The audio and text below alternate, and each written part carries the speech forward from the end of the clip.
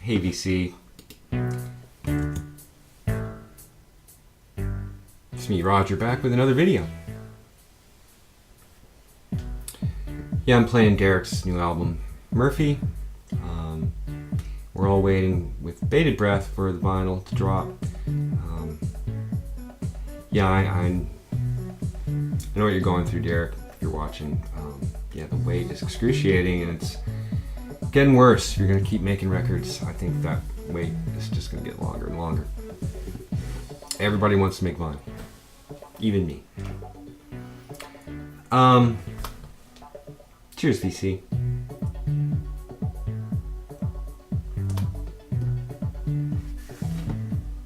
Came home today to a couple things in the mail. But I was tired and didn't want to do a live opening. But I immediately regretted it because one thing was VCLT from the one and only Dave Sequoiaflame. Hey Dave, if you're watching, thank you so much. But yeah, I was like, oh, I don't feel like doing a live opening, but I had such a crummy day that I went ahead and opened it. Sorry, man, but I regretted it as soon as I opened the box because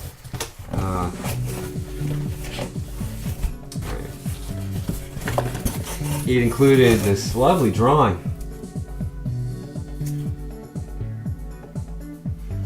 My attempt at flaming poopy. He sent me a message saying, you know, send me your address, I want to send you some flaming poopy. I'm like, poop.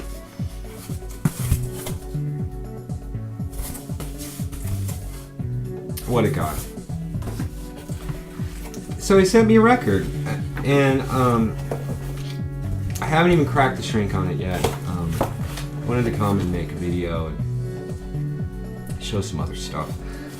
But Dave, thank you so much for this. This is Rob Mazurek and Black Cube SP. I guess the name of the album is Return the Tides, featuring members of Sao Paulo Underground.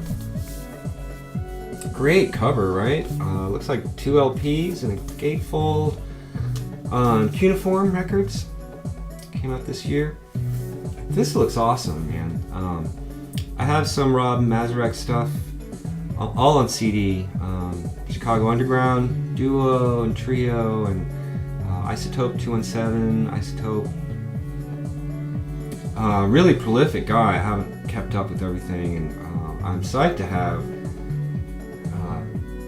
some vinyl. Wow, this, and Cuneiform, such a great label. You know this is going to be great. Thank you, Dave, so much, really. VCLT, it warms my heart, you know. And not just me getting some VCLT, which is just, you'd send me a record, you know. I love watching other people's VCLT videos because that is just like the coolest thing about this community. Thank you, Dave, really. Made my day. And made me want to come down and make a video. I'll try not to ramble too long. So this also came in the mail. I pre-ordered this as soon as I heard about it. Actually, I saw a video on Facebook on the Ohm page, band Ohm. These dudes printing this thing. This is all letterpress on, what is it, Samaritan Press in Portland, Oregon. So this is Al Cisneros, 7-inch. The A side is called Empty Tomb, and the B side is called Sepulchre Dub. Just like a dub mix of the A side. So yeah, all letterpress, which is the similar process that I use to do the cover for Cosmologies. Very labor intensive, very different from silkscreen. So anyway, I saw this video where this guy is like cranking these out by hand. I knew I had to have it. One of the most expensive 7 inches I've ever bought, but I think it's worth it. So this opens up like this.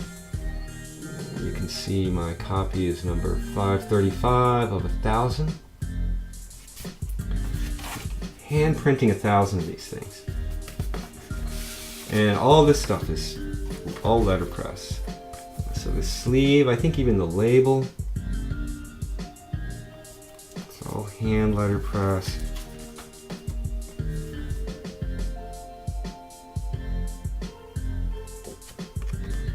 Just beautiful. I mean, there's a quality to the way the ink, you know, bites into the paper that you can only get with this kind of letterpress process. Here's another 2, 3 color, 4 color print. Just beautiful. Musically, so yeah, he's the bassist in Sleep and and his solo stuff kind of uses electronic percussion to do kind of a similar thing. It's cool. It's a lathe cut. Those of you who hate lathe cuts, and I was not aware of that when I bought it, but I don't care because it's a work of art with a record inside. Really cool. I think they're still available. 1,000 is a lot. It's a lot of work. Pricey. Some of it goes to charity, I think. Anyway, really cool. So, excuse me.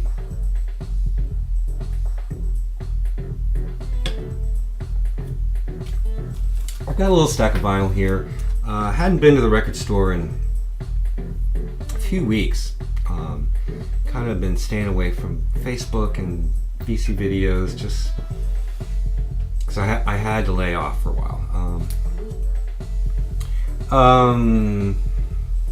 So I had some things coming in the mail, and I have some things here that I got a while ago that I neglected to show for whatever reason. So, and then in the last week or so, I was able to do some digging. So, without further ado, yeah, I had this a while, didn't show it because I played it once and filed it away. This is Teenage Guitar, More Lies from the Gooseberry Bush. Yeah, this is Robert Pollard, solo, playing all the instruments. I had high hopes for this, great cover, but instead of just being at home on the 4-track, he went into Cybertechnics in Dayton, a real studio. I don't know, I thought it would be maybe a little more hi-fi, but it's not. But I'll be damned, I listened to it a second time recently, and you know, this is not a great Pollard record, but damn if he isn't so fucking creative. I mean, and he's not afraid to just bang it out, and that's what it is, and he moves on to the next thing, and I don't know, it's really inspiring. Whatever, you know, worth even this record has, and I don't know, I'm glad to have it. I'm not the only one in the VC who's afflicted with the Pollard disease. Danner, hey Dan, he showed this in a recent video. This is the Circus Devil's Escape. Got this in the mail just in time for Halloween. Yeah, this is Pollard with the Tobias brothers doing their kind of spooky prog stuff. I love it. You may hate it. A lot of people do. Whatever. Here's another record I had for a while because I listened to it once and filed it away. I have all their records. I was a big Steve Albini fan back in the 80s. Big Black was really life-changing for me. Saw them a bunch of times. So yeah, this is Shellac. Their new one, Dude Incredible, on Touch and Go. It has also has kind of an interesting artsy cover, as Shellac records often do. Got this tip-on illustration on this really nice heavy cardboard.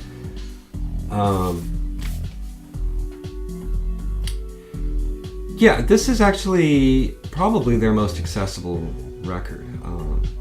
I really quite enjoyed this, which is maybe not what Albini intended. But yeah, you know, I'm not going to pull these records out a lot, but I really admire him, particularly as an engineer. The drum sounds are just hyper real.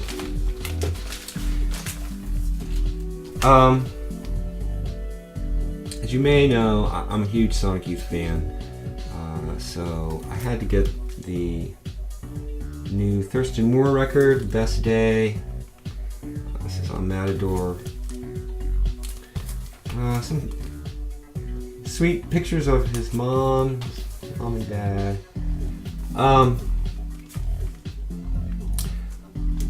Yeah, I enjoyed this. I mean, in a way, it's a return to form. I really didn't care for Chelsea Light Moving very much. That felt tossed off to me. But this, you know, you have Steve Shelley from Sonic Youth on drums, and who else? Bass player from My Bloody Valentine. He's moved to London, and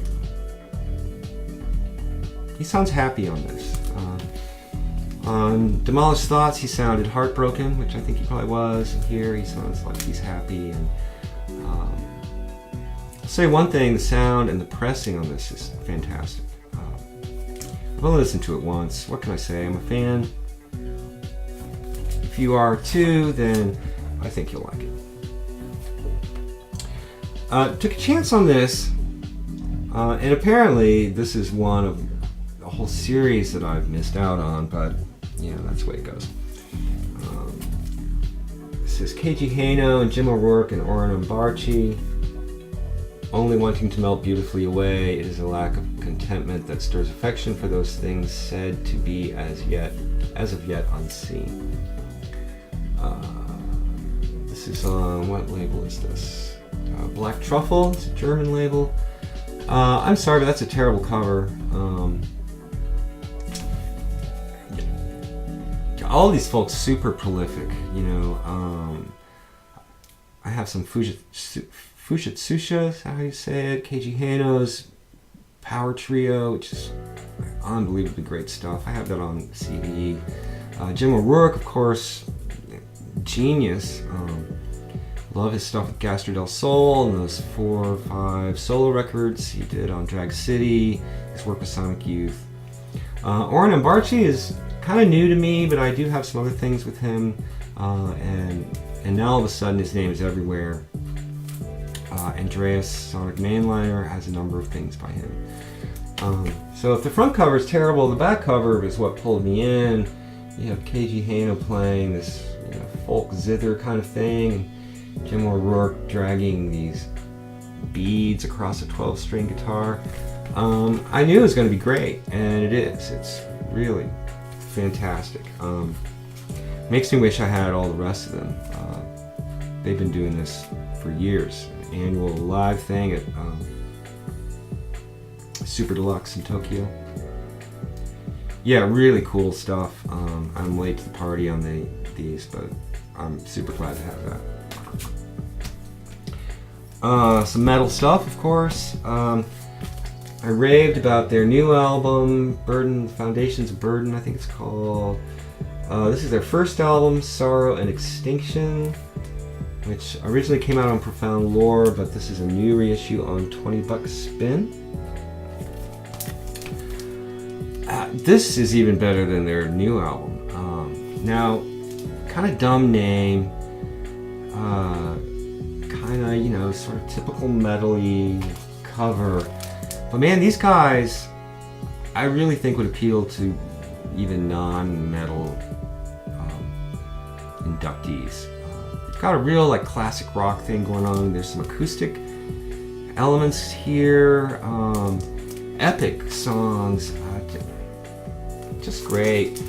I guess I'm going to go on long, I don't care. I'm going to show the vinyl because why not? This is pretty cool, marbly purple and green vinyl.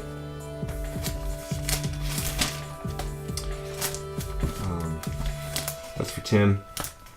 It's kind of gone missing, which is sad. But artsy fartsy Timo.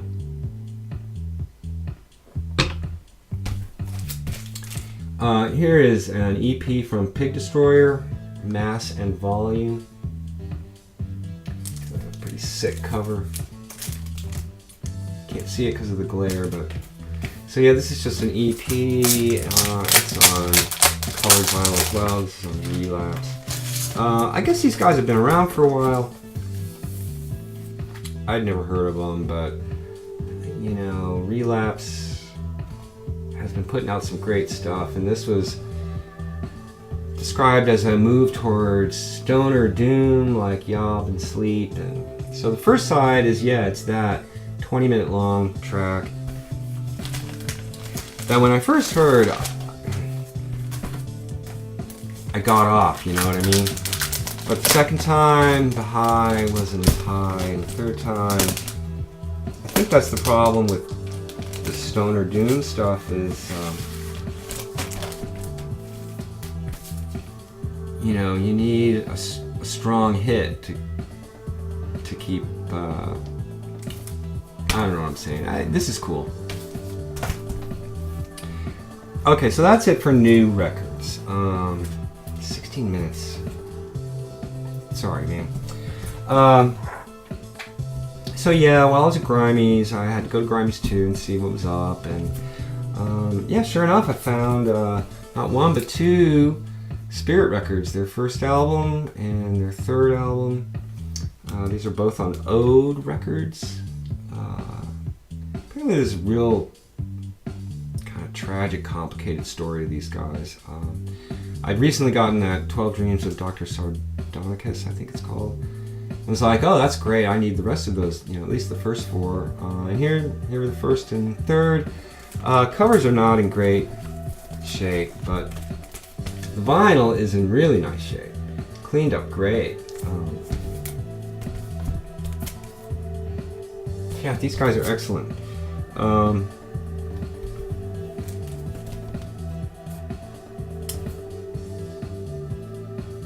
Yeah.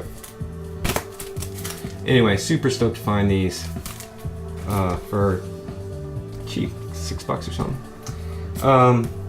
And they had this, and while I've had this on CD since it came out, this was so clean and really priced to sell. I had to get it. This is Derek Bailey, Music and Dance on Revenant. I'm not sure when this came out, 2000 sometime. Yeah, Derek Bailey, great guitar player. I haven't listened to this. I haven't listened to the CD in a long time. It's really kind of a rough recording. It's on this translucent vinyl that Revenant did back then. It's long. It's almost an hour, but I think it's mono and kind of lo-fi, so not a lot of dynamic range. You know, I bet this sounds, you know, as good as it's going to sound. So yeah, it's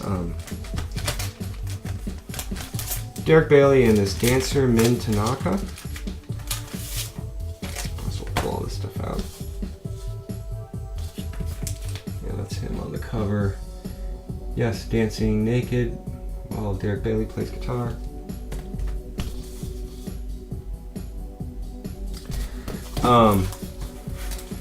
Yeah, I couldn't leave it there. A few more things. Satin Doll by Bobby Humphrey. This is from 1974 on Blue Note. Another Mazel Brothers production. Almost as good as Black and Blues as far as I'm concerned. Terrible cover. But yeah, funky, jazzy, soulful.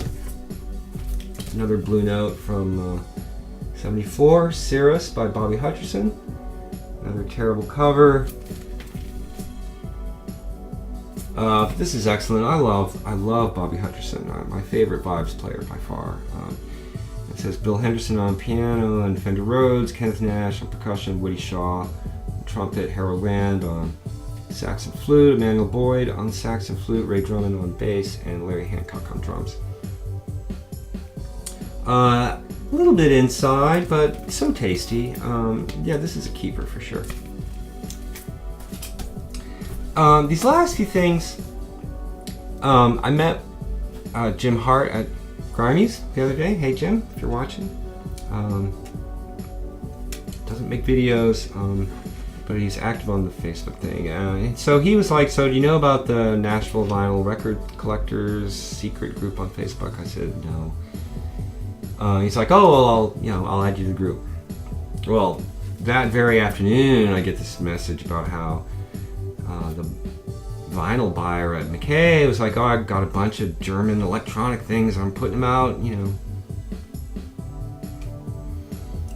So I ran over there, and sure enough, I wasn't the only one. It was pretty picked over, and that place, it was hard to tell whether these were fair prices, but they were not cheap, and I didn't get very much. I did get this. This is Michael Shreve and Steve Roach. The Leaving Time, I think it's called. Yes, The Leaving Time. This is on, gosh, this is major label stuff. RCA, BMG, from the 80s sometime. 88. In like mint condition. This also has David Torn on it, which sold me on it. I love David Torn, great guitar player. Jonas Hellborg on bass. The 80s electronic drum stuff almost ruined this for me, but not enough to get rid of it. This was sealed and only a couple bucks. This is Cat's Paw by Emerald Webb. I don't know if you remember, I found another Emerald Webb record, Lights on the Ivory Plain, something like that, which I really liked a lot more than I thought I would. And this is great as well. Kind of new agey, but much more active and rhythmic. Just spacey electronic music. Great stuff. Finally, old school new age, Stephen Halpern. Spectrum Suite on Halpern Sounds. Again, totally mint. This is obviously a later pressing. The A side is, kind of noodly electric piano stuff. The second side has Yasos on electric flute, which is kind of cool. Yeah, beautiful, beautiful stuff. That is it. Sorry to go on so long. The records, I love them. David, thank you so much for the VCLT. I really appreciate it so much. Can't wait to spin that record. I hope you're all doing well. I'll see you soon. Take care.